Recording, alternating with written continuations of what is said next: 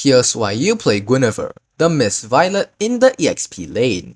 First off, Guinevere is a high mobile fighter mage with the ability to initiate, burst, and control her targets with ease. She excels at bursting down squishy enemies thanks to her combo that juggles opponents in the air while dealing tons of magic damage. Her spatial migration grants her a powerful dash and an illusion mechanic for mind games, escapes, and super magic regeneration. On top of that, her Violet Requiem gives her control immunity, allowing her to dish out damage uninterrupted. However, she requires precise execution as missing her combo can make her vulnerable, and she struggles against heroes with strong control or suppression abilities. Guinevere's passive, Super Magic. Each time Guinevere deals damage, she builds Super Magic. Once fully charged, her next basic attack becomes enhanced, dealing bonus magic damage and restoring a portion of her lost HP. Additionally, she deals increased damage to airborne enemies, and those hit by her enhanced basic attacks or skills get marked. Enemies with 3 marks are knocked airborne when hit by her ultimate. Guinevere's first skill, Energy Wave, fires an energy orb forward that deals damage and slows enemies in its path. If it hits, all of her skill cooldowns are reduced slightly, allowing her to cycle her abilities more quickly during fights. Guinevere's second skill, Spatial Migration, leaps to a target location, dealing damage and knocking enemies airborne briefly. She can then reactivate the skill to dash away, leaving behind an illusion. If the illusion is hit by an enemy hero, it explodes, dealing magic damage and restoring super magic. This skill is key for both initiating fights and escaping.